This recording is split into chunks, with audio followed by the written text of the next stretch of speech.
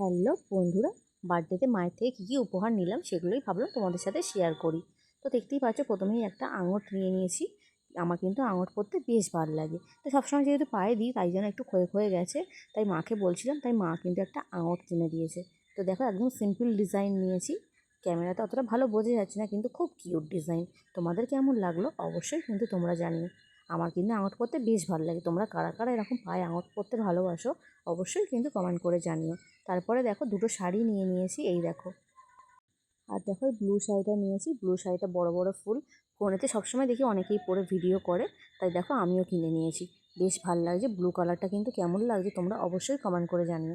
আমার তো বেশ ভালো লাগছে। তো দেখো, একটা ভালো শাড়ি নিয়েছি আর একটা ছাপা শাড়ি নিয়েছি। তো দেখো, এই ছাপা শাড়িটা ভাবছি জন্মাষ্টমীতে পরবো। এই ছাপা শাড়িটাও কিন্তু আমার বেশ পছন্দ হয়েছে। দেখতেই পাচ্ছ, লাল আর কালোর মধ্যে পুরো শাড়িতে একদম পদ্মফুল পদ্মফুল প্রিন্ট করা রয়েছে। আর একদম পুরো সফট শাড়িটা দেখেই কিন্তু আমার পছন্দ হয়ে গেছিলো।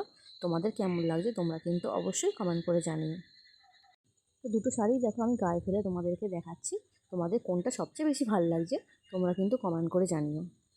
এই দেখো, লালটা নাই ব্লুটা। তো দেখো, এই দুটো শাড়ি কিন্তু মা কিনে দিয়েছিল, আর এই আঙুরটা, আর দাদা দিয়েছিল এই পারফিউমটা।